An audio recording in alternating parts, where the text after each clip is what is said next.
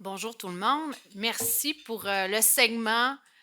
Bien entendu, d'avoir fait cette étude-là avec FP Canada, on ne pouvait pas laisser l'étude comme lettre morte, étant une profession qui vise notamment à dire comment on peut être de mieux en mieux, comment être meilleur, comment on peut s'assurer du conseil qu'on donne aux clients. Un des éléments sur lequel on s'est penché, bien entendu, avec l'étude, c'est de dire est-ce que, comme individu, comme être humain qui reçoit un client et qui reçoit énormément d'informations lorsqu'on fait une planification financière, est-ce qu'on a raison de penser qu'il y a certains éléments qu'on ne peut pas tout capter? Et le cerveau, c'est un peu comme un disque dur. À un moment donné, il y a de l'information qui rentre. Est-ce qu'au moment où on va avoir besoin des informations, le cerveau va traiter exactement l'information au même degré, au même niveau? C'est ce qu'on a essayé de tenter de dire, comment on pourrait s'outiller pour être en mesure de venir contrer ces biais-là. Alors, je vous parle de biais, bien entendu. Qu'est-ce que sont les biais? On entend souvent parler, on se dit, les biais, c'est des préjugés. Alors, vous avez vu, il y a des préjugés sur le fait que, est-ce que je détiens le produit? Est-ce que j'ai une commission pour le produit? Est-ce que moi, j'ai recommandé ce produit-là à mon mari? Est-ce que j'ai recommandé ce produit-là à mes enfants? Bien entendu, ça va venir teinter parce qu'on fait le meilleur pour nous et pour nos proches. Fait que c'est un exemple de biais sur lequel on s'est questionné. Je vous le disais, tout l'intérêt de dire est-ce que j'ai retenu l'information qui avait de la qualité? Alors, dans un échange client ou dans un échange de documents qu'on a avec un client pour tous ceux qui pratiquent, on va avoir des gens qui vont nous donner la documentation ou qui vont nous partager la documentation en disant hey, ça, là, c'est important pour moi. Ça, j'y tiens vraiment. Alors, est-ce que par cet échange-là, on vient qu'à avoir un certain biais qui se met en place? Fait que pour tenter de réduire l'effort cognitif du cerveau, on s'est dit comment on peut y arriver et on s'est donné un processus, dans le fond, qui est le suivant. Un processus bien simple en 3 étapes. Donc, la stratégie de validation, et tout de suite, vous m'excuserez de voir que la stratégie de validation est présentement en anglais. C'est une portion qui a été faite avec FP Canada et actuellement, on travaille avec IQPF pour pouvoir traduire, bien entendu, cette stratégie-là et la rendre disponible comme elle l'est actuellement sur le site d'FP Canada.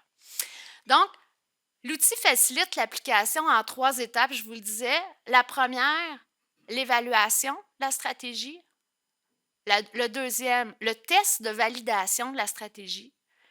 Et le troisième, la validation de la stratégie globale. Alors, ce que vous voyez ici, c'est principalement ce que M. Dastou nous a partagé avec l'étude en disant c'est quoi les principaux biais auxquels on est confronté. Donc, les principaux biais auxquels on est confronté sont d'abord des biais de proximité, des biais de familiarité sur lesquels on se dit est-ce que moi-même j'ai le produit, est-ce que je l'ai recommandé à mon conjoint? Et vous avez ensuite, dans le fond, tous les autres biais que l'on connaît, celui de genre en est certainement un, et de voir jusqu'à quel point on peut identifier ces différents biais. Alors, je vous ai fait la liste des préjugés et de leur description, pardon. Fait que ici, vous voyez, puis vous pourrez avoir la présentation si vous voulez l'appliquer, tout simplement. Je ne passerai pas un à un.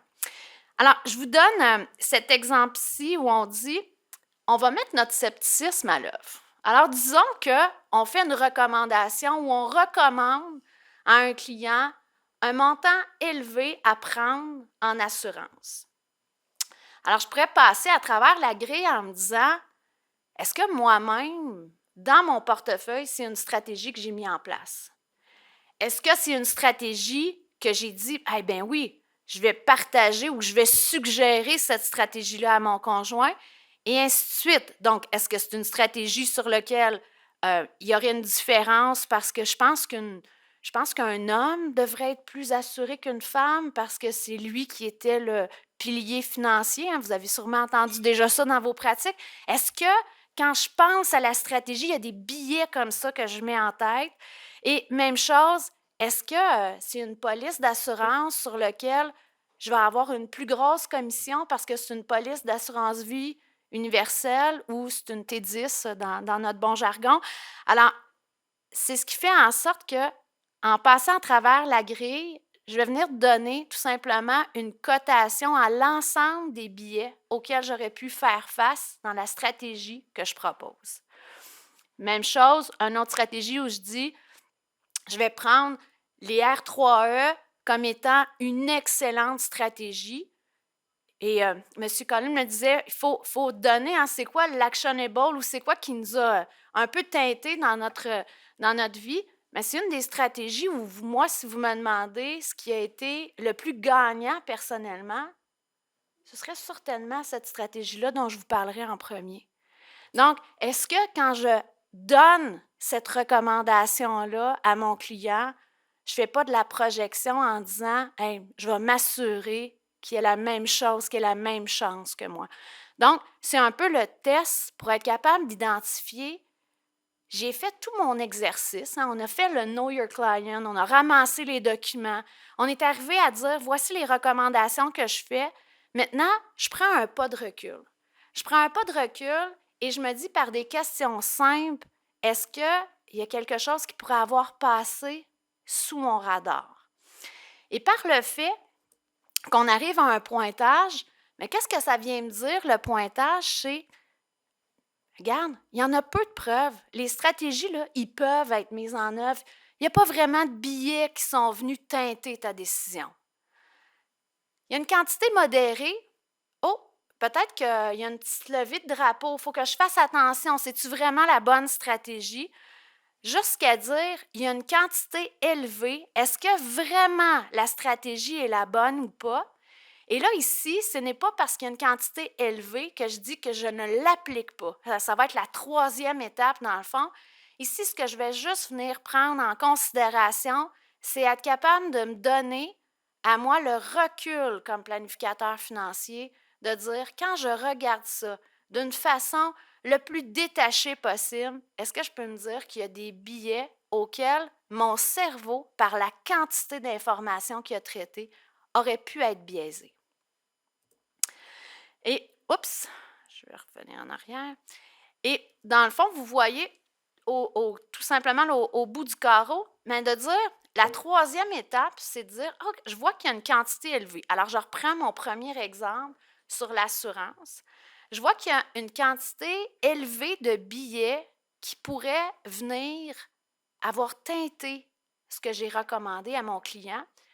Je vais me permettre de retourner dans mes notes et de dire à quoi mon cerveau aurait pu passer outre, sur quoi j'aurais pu ne pas tenir suffisamment compte pour être capable de m'assurer que la stratégie est la bonne. Et là, j'ai un exemple où on dit, mais ce client-là, là, y avait-tu un niveau de dette élevé? C'était-tu vraiment ça que j'ai complètement enlevé de ma tête? J'en ai pas pris en considération parce que je me suis dit, je viens d'acheter une assurance vie, là, je pense qu'il devrait en avoir une, mais c'est là où je vais aller chercher quels sont les éléments en contrepartie de la stratégie que je suis en train de proposer à mon client pour m'assurer de la validité et de la qualité de la recommandation que je vais faire. Donc, un simple outil en 3 petites étapes faciles, mais qui montre à quel point, dans ce que M. Dastou nous a démontré, 5000 planificateurs financiers. Je ne sais pas si vous avez lu dans la presse ce week-end, c'est une profession sur laquelle les gens gagnent définitivement à avoir le conseil d'un planificateur financier. Si on veut nous assurer que les conseils qu'on donne font face à n'importe quelle faille, on vient d'ajouter à notre profession une façon de le faire. Puis je termine en disant, est-ce que c'est important, puis à quel point les conseils d'un planificateur financier ont de l'impact? Dernièrement, une étude est ressortie sur la résilience financière et on voit que dans la résilience financière, les gens qui ont un plan financier, les gens qui s'attardent à dire comment je vais réussir mes objectifs d'épargne significativement, ont beaucoup plus de chances d'avoir une meilleure santé financière et ont beaucoup plus de chances d'être résilients. Vous savez le contexte économique dans lequel on fait face? Imaginez toute l'importance que cette profession-là a pour les gens, pour le conseil financier. Voilà, merci.